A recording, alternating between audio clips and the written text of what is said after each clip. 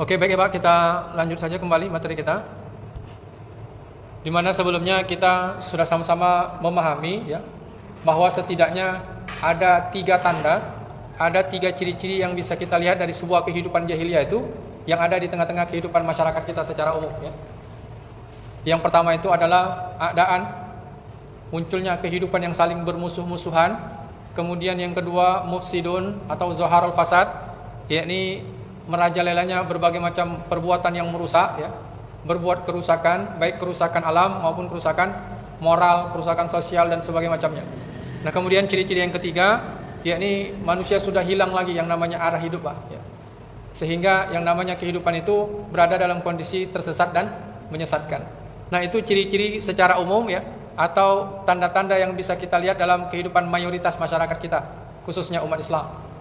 Nah, selanjutnya ya kita akan ungkap kembali ciri-ciri yang kedua, yakni alamatul khas.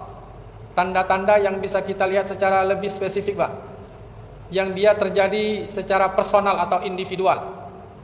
Yang mana ini sebenarnya sudah kita sampaikan pada pertemuan sebelumnya ya, tapi kita murojaah dulu ya, dalam rangka untuk mereview dan menyegarkan kembali kalbu kita ya, terkait materi yang sudah kita sampaikan.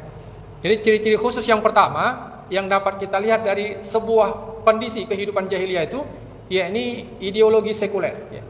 Yang mana secara bahasa ideologi itu artinya cara pandang Pak, atau pandangan hidup yang dia bersifat sekularisme ya, bersifat kebendaan atau berkaitan dengan hal-hal duniawiyah ya. Atau dalam bahasa lainnya bisa kita sebut juga bahwa ideologi sekuler itu adalah segala bentuk orientasi hidup yang semata-mata mengacu kepada benda, atau bahasa latinnya materialisme. Kalau dulu mungkin bahasanya yang populer disebut matre ya. Makanya ada istilah cowok matre atau cewek matre. Sederhananya Pak, orang yang orientasi hidupnya semata-mata hanya mengacu kepada benda Pak, materi ya, atau kalau bahasa sederhananya uang, harta kekayaan. Nah, salah satu dalilnya ya, diungkap oleh Allah Subhanahu wa taala di dalam Quran surah Al-Fajr, surah ke-89 ayat 20. Di mana Allah Subhanahu wa taala berfirman, "Wa tuhibbunal mala hubban jamma," kata Allah. Dan kamu wahai manusia mencintai yang namanya harta benda itu ya, kekayaan dunia itu dengan kecintaan yang berlebih-lebihan.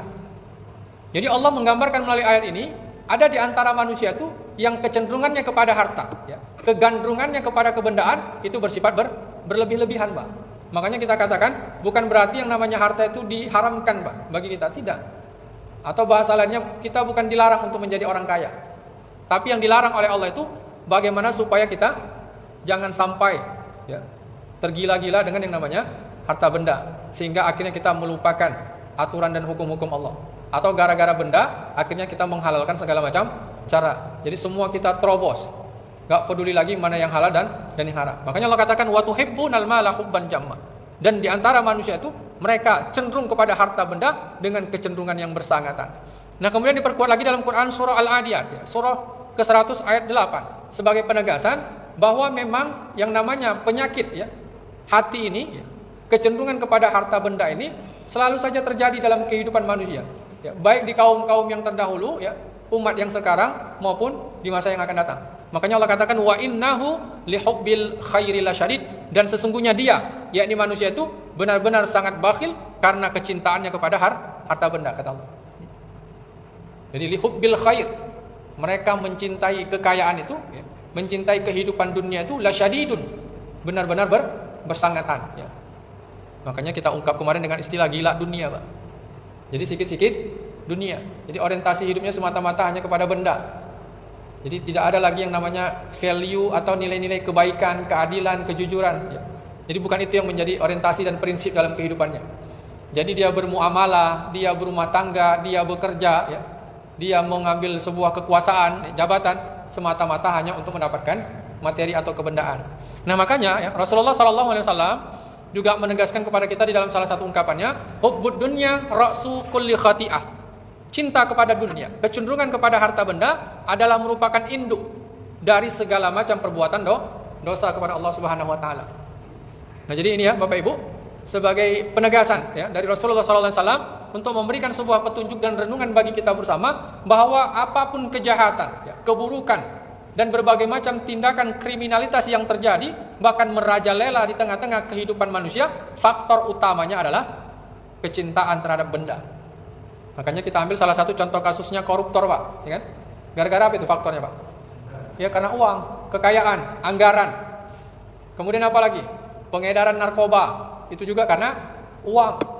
Lalu maaf katanya PSK atau pelacur, juga gara-gara uang. Bandar sabu, bandar togel, ya.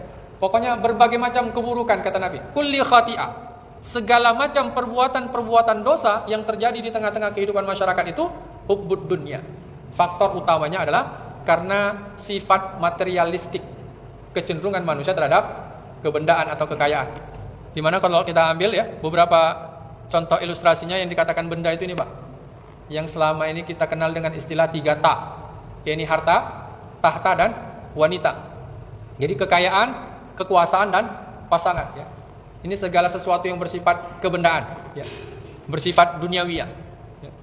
Lalu dapat kita ambil catatan tambahannya bahwa yang dikatakan sekuler, ya, atau materialisme itu, yakni sebuah pandangan hidup, ya, atau cara pandang yang mengukur segala sesuatu itu berdasarkan materi, ya, atau untung rugi seperti kebenaran berdasarkan materi, kesuksesan berdasarkan materi, bahkan kehormatan dan kebahagiaan juga diukur berdasarkan materi, Pak. Dan lebih parah lagi, sampai mempertuhankan dan diperbudak oleh yang namanya materi itu. Jadi dia rela menggadaikan kehormatannya, rela menggadaikan keluarganya, ya, bahkan nyawa, ya, dan harga dirinya hanya semata-mata untuk mendapatkan materi. Sehingga akhirnya apa? Manusia itu lebih mengutamakan dan mementingkan kebendaan tadi dibandingkan dengan yang namanya hukum Allah Subhanahu wa taala atau halal dan haram. Nah, jadi ini ya catatan yang bisa kita ambil sebagai wawasan bersama, ya. Bahwa sebagai seorang muslim, Bapak Ibu, ya, kita dianjurkan untuk mencari harta, ya. Tapi jangan sampai kita jadikan harta itu sebagai tujuan hidup. Akan tetapi dia hanya sebagai sarana, Pak, fasilitas untuk mengantarkan kita kepada tujuan yang mau kita capai. Karena sesuai dengan bab insan yang sudah kita pahami bersama, tujuan insan itu apa, Pak? Ya liya'budun, semata-mata untuk beribadah kepada Allah. Nah, untuk beribadah kepada Allah itu kita harus punya sarana, punya alat. Apa sarananya? Dunia, materi, kebendaan. Itu yang kita contohkan seperti pertemuan kita pada malam hari ini, Pak. Kalau nggak ada materi, nggak ada benda, ya, kita nggak bisa berangkat ke masjid ini. Kita nggak bisa berpakaian dengan nyaman. Kita tidak bisa mengikuti pengajian dengan tenang. Ini dia. Akan tetapi bagaimana kesadaran yang mau kita bangun tadi, agar setiap materi yang kita miliki sampai dengan detik ini, itu benar-benar bisa mengantarkan kita untuk sampai kepada tujuan yang mau kita capai tadi, ya, supaya kita bisa beribadah kepada Allah dengan semaksimalnya. Baik, ini poin yang pertama, Bapak Ibu, ya. Jadi ciri-ciri khusus jahiliyah itu adalah orientasi hidup kebendaan atau materialisme. Nah, kalau manusia, Pak, cara pandangnya, orientasi hidupnya semata-mata sudah mengacu kepada materi, maka akan muncul tabiat yang kedua, ya. Dia akan berlaku serakah, ya, atau rakus lagi bakhil, ya. Atau dalam bahasa Latinnya disebut kapitalisme, ya. Cara pandang, ya, yang dimunculkan oleh manusia dalam kehidupan dunianya, bagaimana semata-mata dia aja yang kaya, Pak. Cuma dia aja yang bisa hidup senang, sehingga dia nggak peduli dengan nasib orang lain, tidak peduli dengan kondisi saudara yang di bawahnya. Nah, mana dalilnya? Salah satunya Allah ungkap dalam Quran surah Al-Humazah, surah ke-104 ayat kedua sampai ketiga, ya. Wailul likulli humazatil lumazah alladzi jama'a malahu wa addada yahsabu anna malahu akhlada, kata Allah. Celakalah bagi setiap pengumpat dan pencela. Siapa yang dikatakan pencela dan pengumpat itu? Alladzi jama'a malan wa addada. Ya, ini orang yang senantiasa sibuk mengumpul-ngumpulkan hartanya, menimbun-nimbun kekayaannya, memonopoli, ya, harta benda yang dia miliki, wa'adada. Dan dia hitung-hitung, Pak. Nah, kenapa dia kumpul-kumpulkan dan hitung-hitung? Kata Allah, yahsabu annama lahu akhlada. Dia berasumsi, dia menyangka dan mengira dengan menimbun-nimbun dan menghitung-hitung kekayaan itu, ya, bisa membuat hidupnya menjadi kekal. Ya. Kekal dalam artian di sini, Pak, bukan berarti nggak mati, ya kan? Karena hampir semua manusia paham dan sadar bahwa mereka itu pasti mati. Tapi yang dimaksud kekal ini adalah seolah-olah dengan banyaknya harta itu manusia itu bisa senang terus, Pak, hidupnya. Nggak susah, nggak menderita, ya kan? Jadi dengan bersikap serakah, rakus lagi bakhil, dia menyangka itu menjadi salah satu jaminan atau garansi dalam kehidupannya, bahwa dia akan bisa bahagia untuk selamanya. Nah, ternyata Allah katakan salah. Ini cara pandang yang keliru. Bahkan banyak fakta dan realita yang kita saksikan dalam kehidupan masyarakat kita hari ini, Bapak Ibu, walaupun dia punya banyak harta, banyak kekayaan, tapi ternyata hidupnya nggak tenang, Pak. Ya. Suami istri sama-sama artis misalkan, duitnya banyak, rumahnya mewah, hartanya melimpah, ya kan? Tapi akhirnya kehidupan rumah tangganya rusak, bercerai. Menunjukkan bahwa ternyata banyaknya kekayaan itu tidak menjamin kehidupan itu bakal senang terus, Pak. Makanya Allah katakan, yahsabu annama lahu akhlada. Dia menyangka dan mengira berdasarkan pemikirannya semata, ya, dugaannya semata, dengan banyaknya kekayaan yang dia kumpulkan itu, dia bisa hidup senang untuk selamanya, kata Allah. Kalla la yumbazanna fil hutama. Sekali-kali tidak. Artinya apa? Janganlah manusia berpikir seperti itu. Karena sikap yang dia lakukan itu semata-mata hanya akan menjerumuskan dirinya menuju kehancuran, kata Allah. Nah, jadi ini ya Bapak Ibu, salah satu ciri-ciri yang berikutnya. Nah, kemudian diperkuat lagi dalam ayat yang berikutnya, ya, Quran surah At-Taubah, surah ke-9 ayat 34. Di mana Allah Subhanahu wa taala berfirman, "Walladzina yaknizuna adz-dzahaba wal fiddah wa la yunfikunaha."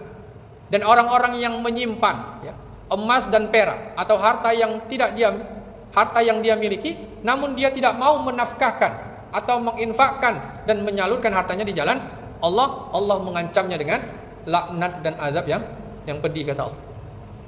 Jadi ayat yang kedua ini atau dalil yang berikut ini Bapak Ibu sebagai penguat bagi kita untuk memberikan teguran kepada siapa saja yang mengaku beriman, ya, supaya tidak bersikap serakah lagi bakhil, Pak.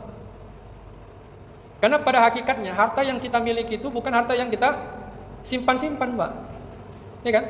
Rasulullah sendiri pernah memberikan sebuah nasihat kepada kita, satu-satunya harta, ya, yang sejati, yang betul-betul milik kita adalah harta yang kita pergunakan di jalan Allah, Pak. Kita dapat gaji misalkan. Gaji itu kita nafkahi untuk kebutuhan rumah tangga kita, kemudian untuk kepentingan dan kemaslahatan umat, atau dalam bahasa umumnya sedekah, maka itulah harta yang sesungguhnya.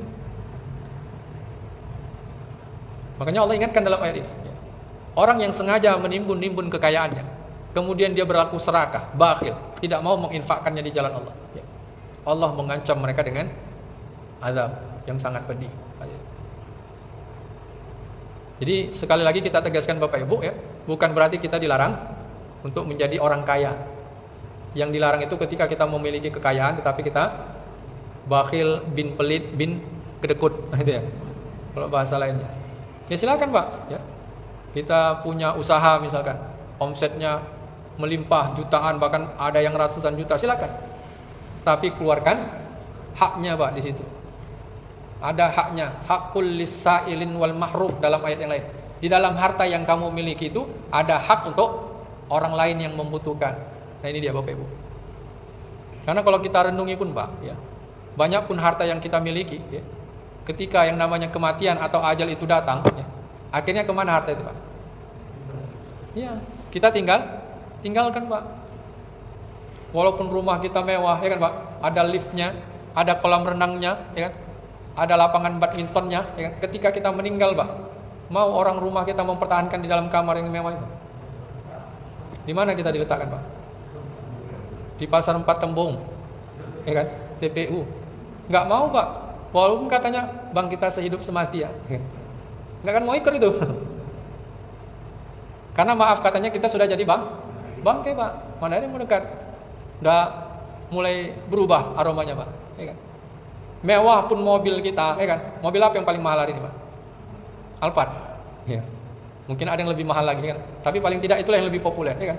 Punya Alphard di rumah, Pak. Ketika meninggal, pakai apa diantar, Pak? Nggak dipakai Alphard kita, Pak.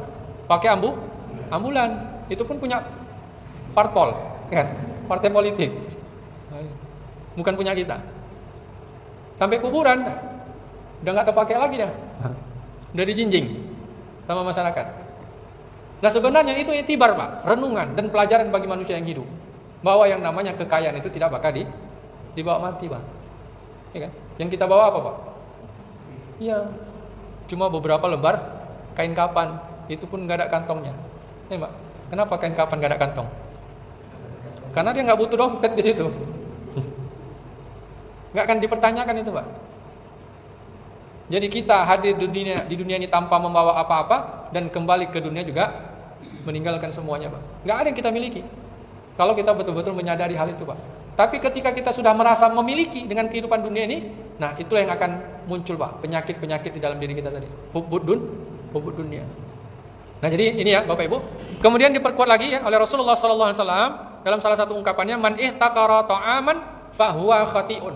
Siapa saja yang menimbun makanan, memonopoli makanan atau kekayaan, fahuwa khati'un, kata Nabi, maka sesungguhnya dialah penjahat itu. Makanya ini pernah terjadi, bahkan sering Pak terjadi di negara kita. Bahkan salah satu indikatornya hari ini Pak, ya kan? Beras mahal, beras langka, ya kan? Kalau dulu BBM, bahkan kalau di zaman Covid masker, ya kan Pak? Kenapa bisa terjadi kemahalan, kelangkaan? Bukan semata-mata karena situasi kondisi cuaca Pak, atau iklim, tapi juga tidak terlepas dari ulah manusia yang memonopoli kekayaan tadi. Dia timbun-timbun itu makanan, bahan pokok dan sebagainya macamnya yang menjadi kepentingan masyarakat banyak. Ketika sudah langka baru dia jual dengan harga yang mahal, hanya semata-mata untuk mendapatkan keuntungan secara pribadi. Tadi dia. Itulah yang disebut dengan serakah Pak. Sebenarnya nggak boleh itu. Jadi dia mengambil kekayaan ya, tapi tidak peduli dengan nasib orang banyak. Makanya kata Nabi, man ihtakara ta'aman fahuwa khati'un. Siapa saja yang melakukan namanya monopoli ya, menimbun-nimbun makanan semata-mata untuk kepentingan dan keuntungan pribadinya, fahuwa khati'un, maka dialah seorang kriminal, penjahat, seorang pendosa. Makanya dulu waktu kecil pun ya, kita sering mendengar, bahkan mungkin bisa jadi kita pernah main Pak, yang namanya game monopoli ya. Ada yang belum pernah main ini Pak? Hampir rata-rata mungkin pernah lah ini ya. Jadi dari kecil Pak, kita sudah didoktrin, dicekoki pemahaman bahwa yang namanya manusia ini hidupnya harus ya punya banyak harta. Tapi sayangnya harta itu semata-mata untuk kepentingan pribadi. Makanya kalau kita main game ini Pak, ya, kita punya tanah, ya, dapat harta lagi kita bangun hotel. Ketika ada yang lewat, kenapa Pak? Iya, minta pajak bayar. Sampai semua harta itu habis, akhirnya dia jadi pemenang, ya kan? Jadi nggak ada istilah sedekah atau infak Pak dalam game monopoli itu. Bahkan kalau ada lawan mainnya masuk penjara, gimana Pak? Senang dia. Itulah prinsip-prinsip kapitalisme itu. Bagaimana dia bisa kaya secara pribadi, ya, tanpa memperdulikan nasib orang lain. Mau susah, mau senang, itu urusan dia. Nah dalam Islam ini nggak dibenarkan prinsip-prinsip begini. Karena pada dalam Islam itu semakin banyak harta kita, seharusnya semakin memberikan manfaat bagi kehidupan umat Pak. Memang begitu konsekuensinya. Karena apa? Itu tadi yang harus kita sadari. Ketika harta yang kita keluarkan dan kita pergunakan di jalan Allah, maka itulah sesungguhnya harta yang kita miliki di sisi Allah Pak. Nah ini dia. Jadi dapat kita ambil catatan tambahan ya Bapak Ibu, bahwa yang namanya kapitalisme itu adalah memonopoli kekayaan dan kekuasaan hanya semata-mata untuk kepentingan pribadinya, sehingga tidak disalurkan atau diinfakkan di jalan Allah dan menjadi manfaat bagi kehidupan umat manusia. Nah jadi ini ya Bapak Ibu, ciri-ciri yang kedua ya, dari ideologi sekuler ya, atau motif hidup kebendaan. Nah selanjutnya ya, ketika manusia sudah serakah ya, bin bakhil, bin kikir, lalu kemana harta yang dia dapat tadi Pak dipergunakan? Itulah kita lihat dalam ciri-ciri yang berikutnya, yakni dia akan mempergunakan harta itu untuk berlaku secara hura-hura, foya-foya, menghabiskan dan membuang-buang hartanya untuk memperturutkan syahwatnya, hawa nafsunya ya, atau bahasa latinnya disebut hedonisme. Hedonisme itu sebuah pemikiran bagaimana dia bisa bersenang-senang Pak dengan harta dan kekayaan yang dia miliki. Ini diungkap oleh Allah Subhanahu wa taala ya, salah satu dalilnya Quran surah At-Takatsur. Surah ke-102 ayat 1 sampai 2. Alhaakumut takatsur hatta zurtumul maqabir, kata Allah. Bermegah-megahan, hidup bermewah-mewahan, hidup bergelimang dengan harta kekayaan ya, atau hedonisme itu telah membuat kalian terlena, kata Allah. Telah melalaikan kalian dari Allah Subhanahu wa taala hatta zurtumul maqabir. Bahkan sampai kalian masuk ke dalam kubur ya. Kalau masuk ke dalam kubur berarti maksudnya adalah mati, Pak. Nah, jadi ayat ini sebenarnya memberikan petunjuk kepada kita. Ada memang dalam kehidupan dunia ini watak manusia begitu, Pak. Gigih mengejar harta, harta itu dia dapat kemudian dia simpan dan dia timbun untuk kepentingan pribadinya, lalu dia habiskan untuk berhura-hura, untuk perilaku yang konsumtif, ya. Perilaku yang mubazir. Dapat harta dihabiskan untuk apa? Untuk perbuatan yang sia-sia, ya. Untuk berjudi, kemudian untuk nyabu misalkan, bahkan untuk melakukan berbagai macam tindakan kejahatan. Hatta zurtumul maqabir, sampai dia mengalami yang namanya mati, Pak. Nah, jadi ini ciri-ciri yang ketiga, Pak. Makanya ciri-ciri yang ketiga ini dilatar belakangi oleh dua hal tadi sebelumnya. Kecenderungan terhadap materi, Pak. Sehingga materi itu dia akan pergunakan ya, untuk memperturutkan kepuasan pribadinya. Karena dia merasa ya ini harta dia. Dia dapat atas hasil jerih payah dia. Maka dia akan pergunakan dan dia habiskan untuk memperturutkan kepentingan dirinya, apa yang dia senangi. Makanya Allah gunakan dengan istilah alhaakum. Kamu telah dilalaikan. Kamu telah terbuai dan terlena, kata Allah, dengan bersenang-senang atas kehidupan dunia ini. Ya. Jadi ketika dia dapat kekayaan, dia terlena, Pak. Sehingga kekayaan itu malah membuat dia jauh dari Allah. Gak sempat lagi beribadah, lupa menegakkan sholat, pelit untuk mengeluarkan zakat, ya. Berat untuk membantu orang lain. Ketika dia merasa berpuasa, dia gunakan kekuasaan dia untuk menzalimi orang lain, karena dia merasa dia orang yang paling hebat dan sebagainya macamnya. Nah, ini dia Bapak Ibu. Nah kemudian ya, kita hubungkan ayat berikutnya, Quran surah Al-Hadid, surah ke-57 ayat 20, sebagai penegasan kepada kita tentang watak manusia yang sudah cenderung kepada dunia tadi, Pak. Apa kata Allah? Wa tafakhurum bainakum wa takatsurum fil amwal. Kamu manusia itu bermegah-megahan di antara kamu serta berbangga-bangga dengan banyaknya harta dan anak. Ini dia. Jadi ayat ini sebagai penguat, Pak, ayat sebelumnya tadi, ya. Bahwa memang yang namanya kehidupan dunia ini, Pak, permainan, hiburan. Ada yang senang, ada yang susah, ada yang kaya, ada yang miskin. Nah makanya manusia saling berlomba-lomba, Pak. Saling berlomba-lomba bagaimana untuk menjadi orang yang paling hebat, paling kaya. Padahal ya, ketika kita merasa kaya, ya kan, masih ada yang lebih kaya. Makanya Rasulullah juga pernah memberikan nasihat, Pak, supaya ada tawaduk kita dalam menghadapi kehidupan dunia ini, Pak. Kalau dalam perkara dunia, ya, anjuran Nabi itu siapa yang harusnya kita lihat, Pak? Kita perhatikan. Orang yang di bawah kita. Supaya apa? Supaya kita nggak mudah mengeluh dan supaya kita tidak bangga. Nanti dia. Tapi kalau dalam perkara dunia atau urusan dunia tadi kita selalu melihat ke atas, Pak. Nggak akan pernah bersyukur kita, Pak. Kita baru dapat penghasilan ini, Pak. Kebetulan dapat bonus THR mau lebaran, ya kan? Beli kereta baru misalkan. Kereta apa? Yamaha. Apa yang baru keluar hari ini, Pak? Itu sekarang. Banyaklah versinya, ya kan, Pak? Nah, pada saat kita membeli barang baru itu, ada nggak kebahagiaan atau kebanggaan, Pak? Ada rasa kebanggaan tersendiri.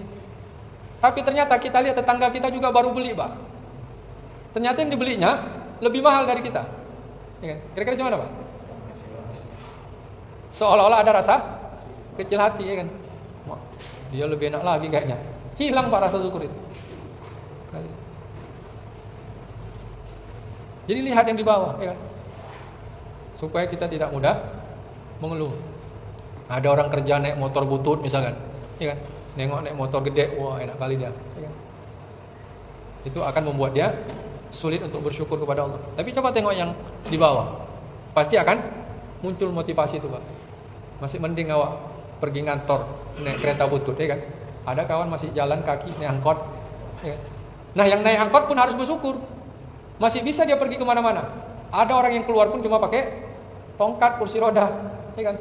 Nah yang pakai kursi roda pun harus bersyukur, karena ternyata masih banyak yang ya cuma bisa terbaring, Pak, di tempat tidur, ya kan? Nggak bisa ngapa-ngapain, nggak bisa keluar, nggak bisa menghirup udara segar, melihat matahari terbit, matahari terbenam. Nah kan kesadaran ini, Pak, yang perlu kita bangun supaya apa? Kita nggak terlena dengan kehidupan dunia ini, Bapak Ibu. Karena yang namanya dunia ini, Pak, nggak ada habisnya, ya kan? Hari ini pengen ini, besok pengen lagi.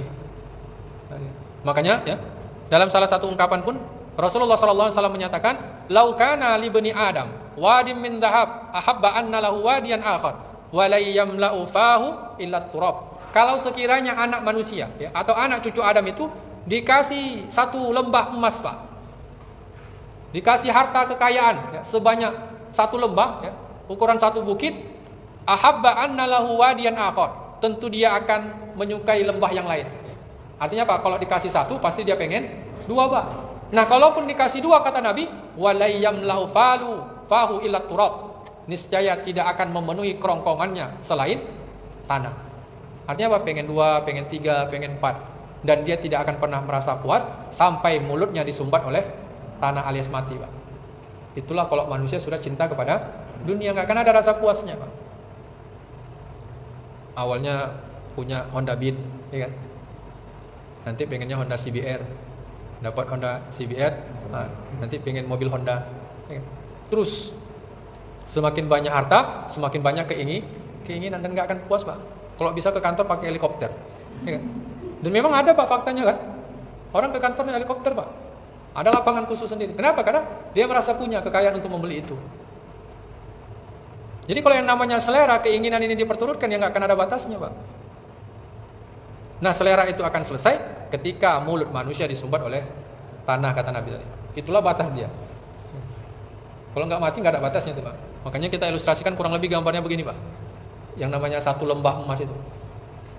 Ini yang kita kenal dengan istilah Freeport, Pak. Yang dulunya awalnya bukit ini, Pak, gunung.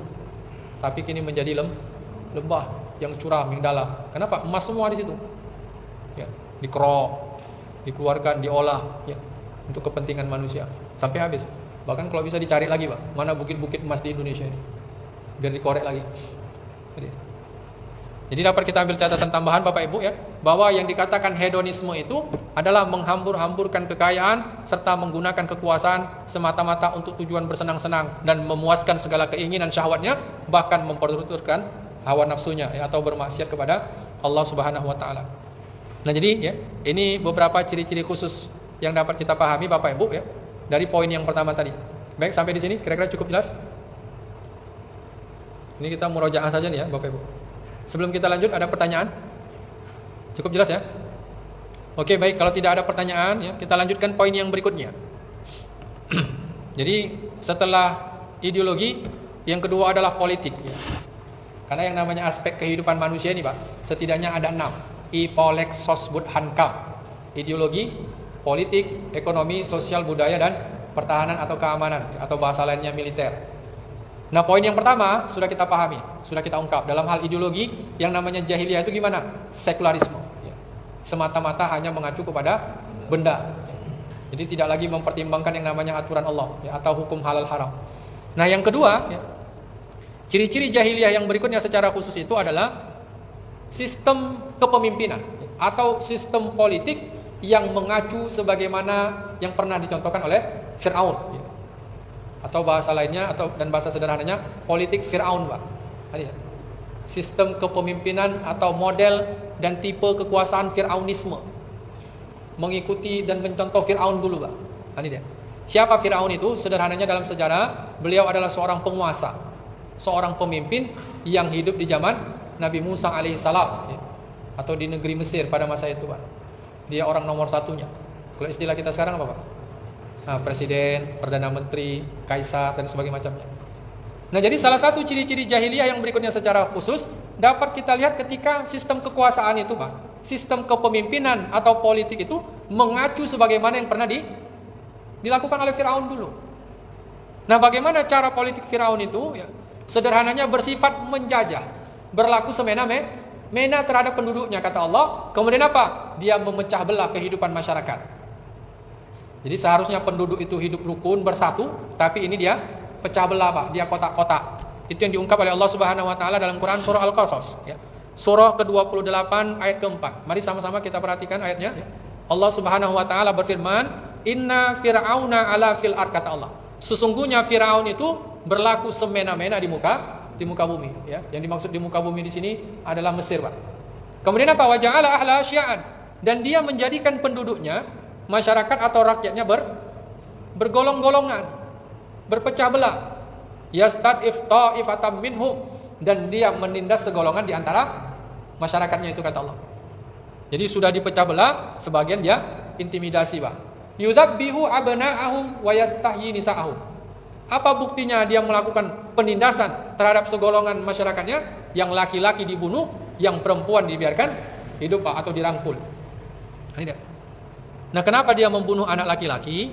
Karena dalam salah satu mimpinya, Pak, dikabarkan bahwa kekuasaannya bakal lengser, bakal hancur.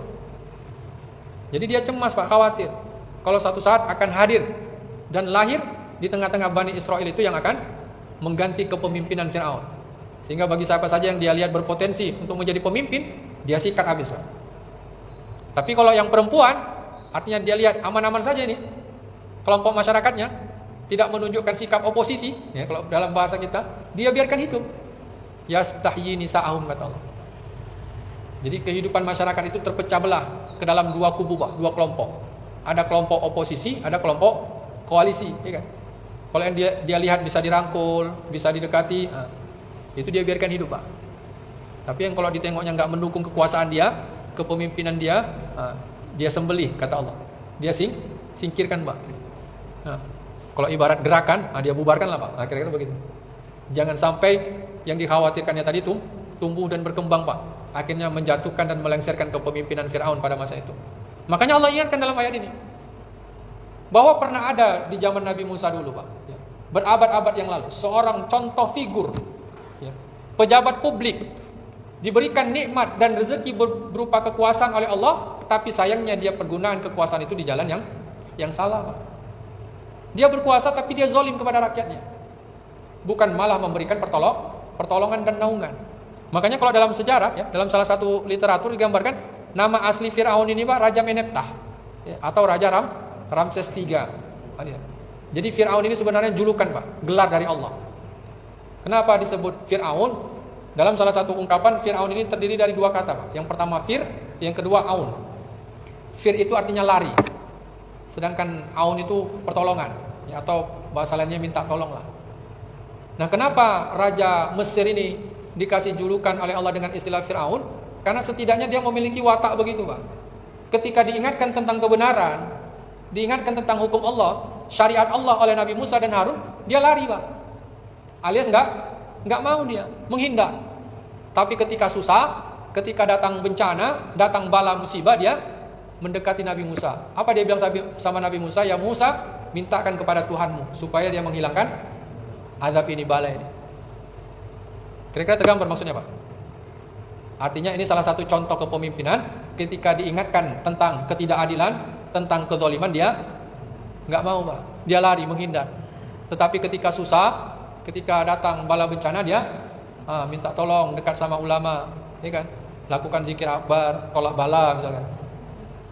Padahal yang menyebabkan bencana itu adalah kezaliman yang dia lakukan kepada Allah Subhanahu wa taala. Nah, ini salah satu tabiat Firaun, Pak. Dan bisa terjadi di mana saja, Pak. Di negara Arab, negara Asia, negara Eropa, Amerika, dan sebagainya macamnya. Ketika dia menganut, ya, cara-cara kepemimpinan yang Allah katakan ala fil ard, berbuat semena-mena di muka bumi. Artinya melakukan kebijakan tanpa pertimbangan yang matang, Pak. Jadi suka-suka dia. Bahasa sederhananya begitu. Atau bahasa ilmiahnya inkonstitusional, ya kan? Jadi melakukan kebijakan, membuat sesuatu itu tanpa mempertimbangkan aturan yang tepat. Ini cocok nggak? Pokoknya main libas saja. Jadi kalau nggak cocok sama dia, bongkar, bubarkan, singkirkan. Begitu, Pak, Fir'aun itu. Makanya Fir'aun ini nggak mengenal yang namanya konsep musyawarah, Pak. Ya kan? Kalau musyawarah itu kan kita tukar pikiran, Pak. Minta pertimbangan.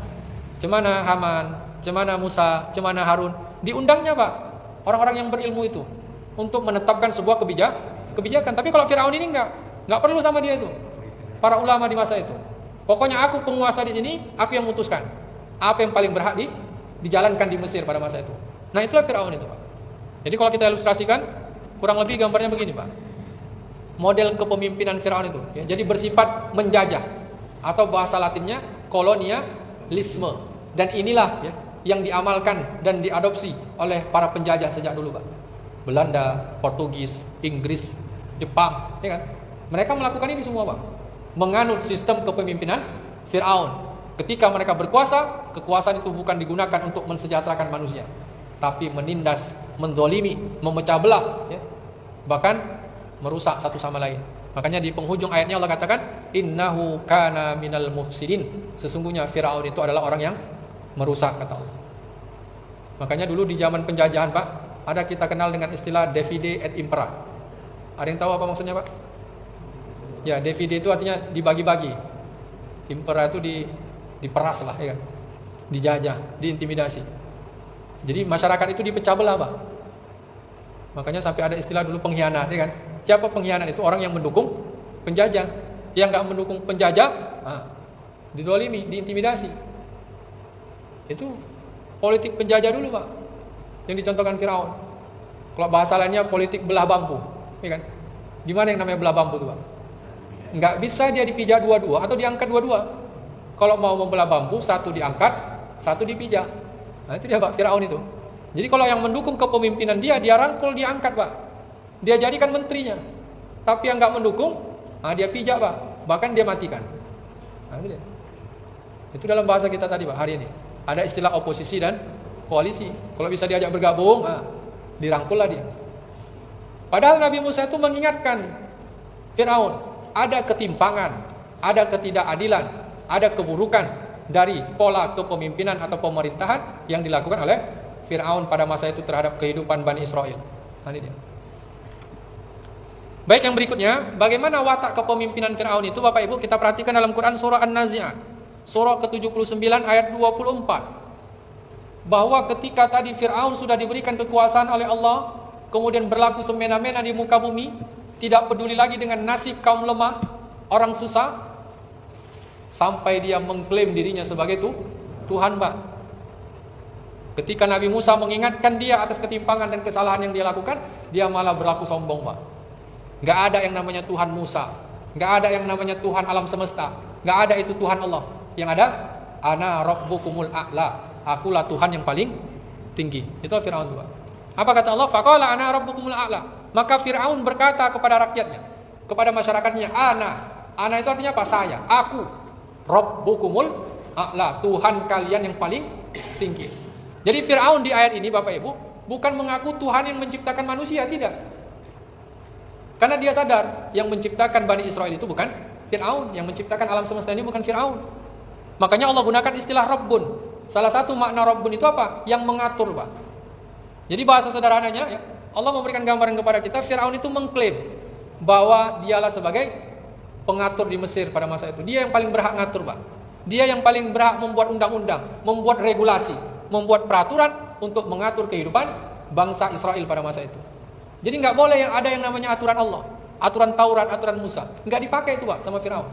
Yang ada aturanku, kira-kira begitu. Ana rabbukumul a'la, aku yang paling berhak ngatur, aku Tuhan di sini, gitu ya. Jadi ciri-ciri yang berikutnya bahwa kepemimpinan Firaun itu bersifat diktator dan otoriter Pak. Jadi segala otoritas itu ada di tangan dia Pak. Jadi mau buat ini, mau buat itu, semata-mata harus menurut dia. Jadi nggak ada pertimbangan musyawarah, masukan dari para ulama, masukan dari Nabi Musa, nggak butuh dia itu Pak. Jadi dapat kita ambil catatan berikutnya Bapak Ibu ya, bahwa yang namanya Firaun tadi dia merasa dialah penguasa tertinggi yang paling berhak mengatur atau memiliki otoritas serta membuat hukum di tanah Mesir pada masa itu, sehingga akhirnya dia menolak yang namanya hukum Allah atau Taurat yang dibawa oleh Nabi Musa alaihissalam dalam rangka untuk mengembalikan pengelolaan pemerintahan Mesir pada masa itu dan mengurus nasib bangsa Israel agar bisa kembali hidup sejahtera, tidak tertindas, tidak terzolimi. Nah ini dia Bapak Ibu ya. Jadi selain menjajah dan memecah belah, Firaun juga berlaku secara diktator dan otoriter. Jadi suka-suka dia Pak. Mau dibuatnya apa masyarakat itu terserah dia. Nah ini dia.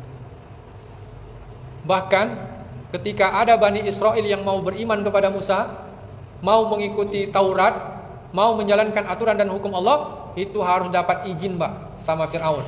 Itu yang diungkap oleh Allah dalam ayat berikutnya, Quran surah Toha, surah ke-20 ayat 71. Apa kata Firaun? Qala a'amantum lahu qabla an adzana lakum. Firaun berkata, apakah kalian wahai Bani Israel akan beriman kepada Nabi Musa sebelum aku memberikan izin kepada kalian? Bayangin Pak, mau beriman saja, mau beribadah kepada Allah harus minta izin sama Firaun. Kalau istilah sekarang berarti kira-kira gimana Pak? Ya kayak kita lah misalnya, kalau mau ngaji harus dapat izin dulu Pak dari penguasa. Nah ini pengajian yang legal nggak ini? Nah kira-kira begitu Pak. Jadi kalau terindikasi ini pengajian Nabi Musa, dibubarkan sama Firaun karena dianggap berbahaya, dianggap radikal, dianggap punya niat untuk makar. Jadi mau beriman kepada Allah, mau beribadah kepada Allah, itu harus mendapatkan izin dari Firaun Pak. Harus ada legalisasinya. Bahkan kalau ada yang berani melanggar, ya apa konsekuensi dan resikonya? Diungkap oleh Allah dalam ayat berikutnya, Quran surah Asy-Syu'ara, surah ke-26 ayat 29. Bahwa Fir'aun tidak segan-segan untuk melakukan yang namanya pidana, Pak. Jadi dia akan memenjarakan, mengurung siapa saja yang berani melawan kebijakan yang sudah dibuat oleh Fir'aun pada masa itu. Apa kata Allah? Qala la in ittakhadta ilahan ghairi la aj'alannaka minal masjunin. Fir'aun berkata, sungguh jika kalian beribadah kepada selain aku, mengambil Tuhan selain aku, mentaati perintah selain perintahku, kata Fir'aun, benar-benar aku akan menjadikan kalian sebagai salah seorang yang dipenjarakan. Ini Pak. Jadi masjunin itu artinya yang dipenjara, yang dipidana, atau kalau dalam istilah sekarang kriminalisasi, Pak. Jadi kalau ada yang berani macam-macam sama Firaun, dicarikan pasalnya, Pak, kasusnya, supaya dia bisa bisa jeblos masuk penjara, bisa nginap di hotel Prodeo, kan gitu, Pak. Jadi artinya apa? Dari kedua dalil ini, Bapak Ibu, dapat kita ambil catatan bahwa yang namanya Fir'aun itu nggak mau dia dikoreksi, Pak. Nggak mau dibenahi dia atas segala kesalahan yang dia buat dengan hukum Allah atau hukum Taurat itu. Jadi dia melakukan pelanggaran, ketidakadilan dalam menjalankan pemerintahan Mesir itu. Dia nggak mau, Pak, diperbaiki. Bahkan untuk beriman tadi dan beribadah kepada Allah harus mendapatkan izin, ya, atau legalitas dari Fir'aun, ya, dan para pembesarnya pada masa itu. Sehingga dia pun akan melakukan yang namanya diskriminasi dan kriminalisasi, ya, atau istilah lainnya persekusi terhadap Nabi Musa dan para pengikut-pengikutnya pada masa itu. Jadi kalau ada yang ditemukan indikasi sebagai pengikut Musa, ya, umatnya Nabi Musa, itu akan ditangkap, Pak. Nah, ini terindikasi gerakan Islam radikal, misalnya Islam fundamentalis, Islam garis keras. Nah, ini diwaspadai, Pak, karena dianggap akan menjatuhkan dan melengsarkan kepemimpinan Firaun. Dianggap berniat buruk terhadap penguasa. Nah, ini dia. Nah, selanjutnya, ya, sudah dinasihatkan berulang kali, ya, oleh Allah melalui perantara Nabi Musa dan Harun itu, dia malah tetap bertahan dengan kesombongannya, Pak, dengan keangkuhannya. Apa kata Firaun? Allah ungkap dalam Quran surah Az-Zukhruf, surah ke-43 ayat 51 sampai 52. Am ana khairum min hadzal ladzi huwa muhin wala yakadu yubin. Bukankah aku ini lebih baik daripada orang yang hina ini, maksudnya Nabi Musa, yang dia sendiri hampir tidak dapat menjelaskan perkataannya. Jadi dia merasa sombong, Pak. Dia hina Nabi Musa. Kenapa dia berani menghina Nabi Musa? Karena dia seolah-olah tahu, ya kan, bahwa yang namanya Musa ini asuhan dia, Pak, waktu kecil. Anak, ya, yatim yang dia besarkan sendiri dalam kekuasaannya. Tahu-tahu ketika tumbuh besar, dewasa, berani melawan kepemimpinan Firaun. Makanya dia anggap ini orang hina nih, anak pungut, ya, tapi sudah berlaku lancang sama orang tua angkatnya. Kira-kira begitu, Pak. Jadi dia hina, bahkan dia anggap Nabi Musa ini nggak pandai cakap, Pak. Argumentasinya jelek. Makanya bahasanya yakadu yubin, yang dia sendiri hampir tidak bisa menjelaskan perkataannya. Artinya dia kalau berorasi, pidato, berargumentasi itu kurang bagus. Makanya Nabi Musa itu dibantu oleh Nabi Harun, Pak. Nah, ini dia. Jadi artinya apa? Poin yang ketiga ini memberikan gambaran kepada kita bahwa kepemimpinan Firaun itu bersifat arogan dan egosentris. Jadi dia merasa dialah yang paling baik, Pak, dibanding yang lain. Jadi dia mengukur baik buruk itu berdasarkan itu tadi, materi. Dia punya jabatan dibanding orang lain. Dia lebih kaya dibanding Musa. Jadi dia sombong, Pak. Akhirnya dia menolak yang namanya hukum Taurat karena kesombongannya. Bahkan meremehkan Nabi Musa sebagai Rasul Allah. Sehingga Rasulullah SAW, ya, juga pernah mengungkap dalam salah satu sabdanya di mana beliau menyatakan al-kibru batarul haqqi wa ghamtun nas. Orang yang sombong, orang yang angkuh itu, kata Nabi, adalah orang yang menolak kebenaran dan meremehkan atau merendahkan orang lain. Jadi sombong itu bukan naik kereta bagus, bukan tinggal di rumah yang bagus, Pak, bukan. Sombong itu ketika ada yang nasihati, ada yang ngasih masukan yang baik, tapi dia tolak, Pak. Dia tetap pertahankan kesalahan itu, kemudian meremehkan orang yang mengingatkan kebaikan tadi. Dan ini watak Firaun, Bapak Ibu. Jadi bukan berarti ketika kita jumpa kawan misalnya, kita tegur, Pak, nggak nyaut dia misalkan, nggak nengok, sombong kali kawan ini. Nggak itu, Pak, sombong itu. Jadi sombong itu kalau dinasehati, dia diingatkan tentang halal haram, tentang meninggalkan kemungkaran, kembali kepada Allah, melakukan yang ma'ruf, dia menolak, Pak. Kenapa? Karena dia merasa lebih baik. Sama seperti Abu Jahal dan Abu Lahab, Pak. Ketika diingatkan atas berbagai macam kesyirikan dan berhala yang mereka lakukan oleh Nabi Muhammad, apa respon dan tanggapannya? Itu tadi, Muhammad, sebelum kau lahir ini udah ada berhala ini. Dari dulu nenek moyang kami sudah memuja dan menyembah berhala ini. Kawan anak kemarin sore, ya kan, pemuda tanggung, bocah ingusan, tahu-tahu nasihati kami. Jadi mereka nggak terima, Pak, dengan kebenaran yang disampaikan oleh Rasulullah SAW. Akhirnya dia remehkan Nabi Muhammad itu. Jadi menolak kebenaran, meremehkan orang lain. Itulah watak Fir'aun itu, Pak. Nah, jadi kurang lebih ya, ada 3 ciri-ciri atau tanda yang bisa kita lihat, Pak, dari kepemimpinan Fir'aun ini. Dan sebenarnya ini bisa kita lihat dalam beberapa skala, Pak. Bukan hanya dalam skala nasional saja. Kalau istilah kita tadi negara, Pak. Mulai dari skala yang terkecil sampai skala yang lebih besar. Dalam rumah tangga misalkan, bisa terjadi nggak kepemimpinan Fir'aun ini? Bisa. Tentunya apa, Pak? Suami nggak mau dinasihati, ya kan? Aku kepala rumah tangga di sini, mau apa kau? Ya kan? Gitu dia, Pak, ngomong sama istri, ya kan? Berarti dia merasa ana rabbukumul a'la, aku yang paling tinggi di rumah ini. Aku nggak perlu dinasihati, aku lebih tahu. Nah, itu salah satu suami Fir'aun, Pak. Nah, ini dia. Jadi Kepling misalkan, bisa juga, Pak, Kepling Fir'aun. Kalau dinasihati sama masyarakat nggak mau, dinasihati sama BKM nggak mau, ya kan? Nah, itu Kepling Fir'aun namanya itu. Kades, wali kota, gubernur, bahkan presiden sekalipun, ya kan? Itu bisa terjadi. Kalau apa? Kalau ketiga ciri-ciri ini diamalkan oleh dirinya dalam kehidupan dunia ini, Pak. Menjajah atau menindas, memecah belah kehidupan masyarakat, ya kan? Kemudian berlaku secara diktator dan otoriter, lalu bersikap arogan dan egosentris. Baik, sampai di sini Bapak Ibu, kira-kira cukup jelas? Bisa dipahami? Ada pertanyaan? Kalau nggak ada pertanyaan kita cukupkan. Karena kalau kita lanjut, ini masih panjang nih Bapak Ibu. Bisa jam 11 nanti pulang. Jadi untuk sementara kita padakan dulu lah. Tapi sebelum kita tutup, mana tahu ada hal-hal yang ingin didiskusikan, kita persilakan. Pak Kardi, cukup jelas? Pak Indra? Pak Sitorus? Pak Ridwan? Pak Syarul? Cukup? Dimas? Fauzan? Atau dari ibu-ibu ada pertanyaan? Gak ada ya? Ya silakan Pak Salifuddin.